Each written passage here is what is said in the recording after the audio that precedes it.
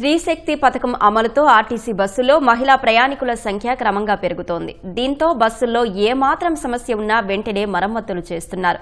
ఎక్కువ కిలోమీటర్లు తిరిగిన బస్సుల ఇంజన్లను బాడీని పూర్తిగా మార్చుతున్నారు. కడప జోనల్ వర్క్ షాప్లో ప్రతి నెల 20కి పైగా బస్సులను కొత్త వాటిగా తీర్చిదిద్దుతున్నారు. ప్రయాణికుల భద్రత, సుఖవంతమైన ప్రయాణమే ఆర్టీసీ ధ్యేయమని చెబుతున్న Kadapa regional work shop manager Giridhar రెడ్డితో ముఖాముఖి.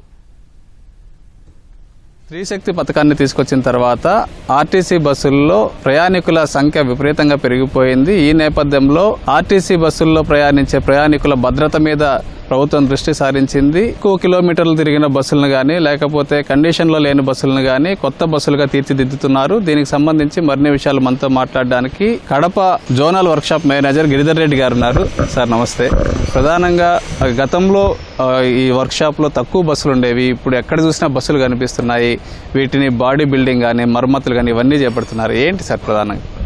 ప్రయాణికులకు సుఖవంతమైనది, తర్వాత సేఫ్టీ పైన ఎక్కువ కాన్సన్ట్రేషన్ పెంచినాము. దానికి ఏంటంటే రూఫ్ లీకేజెస్ లేకుండా, ఫ్లోరు నీట్గా ఉండేట్టుగా, ముందర ఫ్రంట్ బోర్డు లేకుండా సెంటర్ ఫుట్ బోర్డు ఉంటే కన్నా ఎక్కడానికి కానీ దిగడానికి కానీ సపరేట్ లేన్స్ పెట్టుకొని, తర్వాత చెక్కడ్ ప్లైవుడ్ కింద ఫ్లోరు నీట్గా ఉండేట్టుగా కొత్త సీట్లు కావచ్చు, ఉమెన్ కానీ మెన్ కానీ ఎక్కినప్పుడు సౌకర్యవంతంగా ఉండాలి అనేది మెయిన్ ఇది.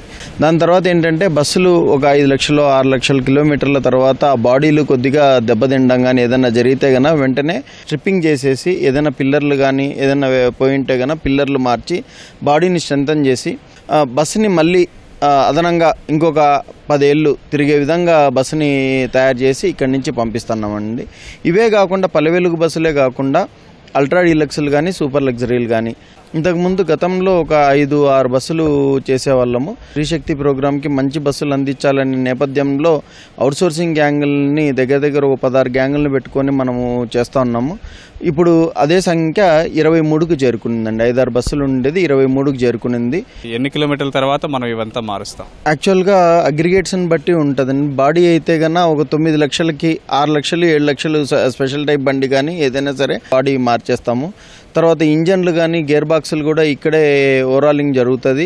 మనకు బస్తో పాటు వచ్చిన కొత్త ఇంజన్ 10 లక్షలు అయిన తర్వాత దాంట్లో ఉండే కంప్లీట్ అగ్రిగేట్స్ అన్నీ అంటే మెయిన్ పార్ట్స్, క్రాంక్ షాఫ్ట్ కానీ క్యామ్ షాఫ్ట్ కానీ పిస్టన్లు కానీ బాగా నీట్గా మెషినింగ్ చేసి మళ్ళీ కొత్త ఇంజన్ లాగా తయారు చేసి అదనంగా ఇంకొక 6 లక్షలు దాని మైలేజ్ పెంచే విధంగా బ్రేక్ డౌన్ ఫ్రీ ఉండేట్టుగా చూస్తామండి. సరే, స్త్రీశక్తి పెట్టిన తర్వాత బస్సుల్లో ప్రయాణికుల రద్దీ విపరీతంగా పెరిగిపోయింది.